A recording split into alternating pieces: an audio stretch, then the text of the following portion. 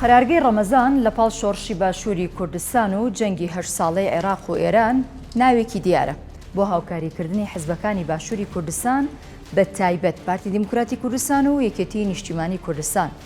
قەرارگەی ڕەمەزان کە بەرپرسە لە هەموو شالاکیەکانی دەرەوەی خاکی ئێران بە موشەکبارانکردنی هەرێمی کوردستانیشەوە لە نوێترین بەڵگەنامەکانیدا دەرکەوتووە بەرەی کوردستانی کە لە سەرجەم حیزبەکانی هەرێمی کوردستان پێک هاتبوو بەر لە ڕاپەڕینی باشووری کوردستان دروستکرا. لەسەر داوای قەرارگەی ڕەمەزان دروستکراوە و دەقی ڕێکەوتنەکەش بە زمانی فارسی نووسراوە.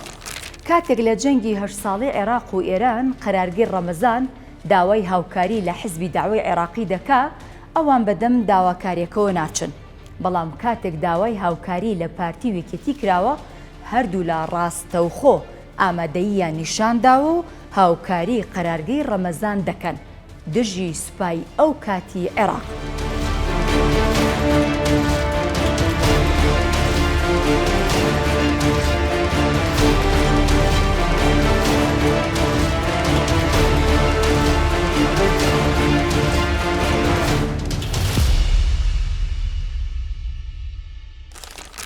لە کتێبێکدا بە ناوی جەنگ لەودی و سنوور کە قەرارگەی ڕەمەزان دەری کردووە، بەم شێوەیە باسی پارتی کراوە و نووسراوە.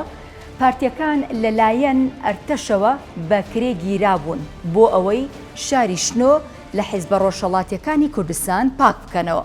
تەنانەت سەرجەم هێزەکانی پارتی خراونەتە ژێر فەرماندەیی پارێزگاری ئەو کاتی ئازەربایجانی ڕۆژئاوا. هەر بە گوێرەی بەڵگەنامەکان، پارتی لە نێوان ساڵانی 1970 و 1980 بڕی 200 ملیۆن تمەنی پێدراوە بەرامبەر ئەو کارانەی بۆ قەرارگەی ڕەمەزانی کردووە. کاتێکیش بە هاوکاری پارتی قەرارگەی ڕەمەزان حاجی ئۆمەران و ناوچەکەیان گرت، لە بەڵگەنامەکاندا باز لەوە کراوە ئێران 1000 پێشمەرگەی پارتی بەکرێ گرتوون بۆ ئۆپەراسیۆنی وەلفەجری 2. لە کتێبەکەدا ئاماژە بەوە کراوە سەدام لە کاردانەوەی ئەو کاری پارتیدا ئەنفالی بارزانیەکانی دەست پێ کرد.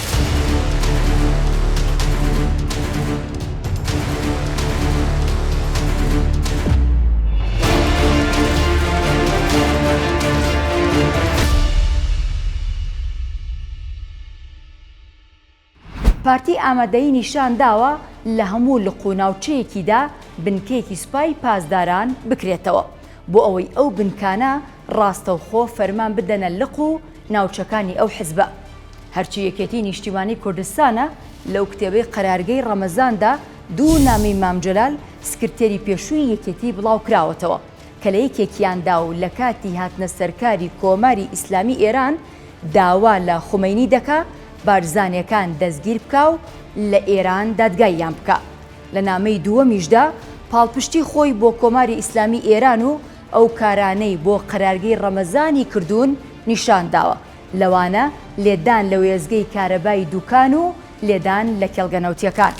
بەپێی بەڵگەنامەکان، یەکێتی و قەرارگەی ڕەمەزان ڕێکەوتون لەسەر ئەوەی قەرارگە هاوکاری کاریگەر بۆ یەکێتی بنێرێت.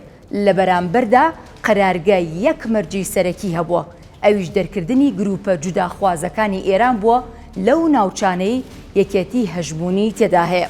لە نێوان ساڵانی 1970 قەرارگەی ڕەمەزان بڕی 80 ملیۆن تمەنی داوەتە یەکێتی، واتە نزیکەی سەیەکی ئەو پارەی دابوویە پارتی بۆ ڕاپەڕاندنی ئەو ئەرکانەی بۆی دیاری کردبوون.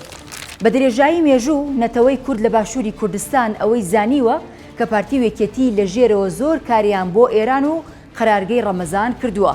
بەڵام بڵاوکردنەوەی ئەم کتێبە لەلایەن خودی قەرارگەی ڕەمەزانەوە زیاتر جەختکردنەوەیە لە بوونی پەیوەندیەکان و ڕەنگە بەشێکی ئامانجەکەش بۆ ئەوە بێت کە ئەو دوو حیزبە والێ بکەن لە هەموو حاڵەتێکدا بیریان لای ئەوە بێت کە دۆسیەکانیان لە ژێردەستی ئەواندان و دەتوانن هەر کات و هەر چۆن بیانەوێت بڵاوی بکەنەوە. ئێوە بمێنن بەخێر و ئێمەش دۆسیە شاراوەکانتان بۆ ئاشکراکەین.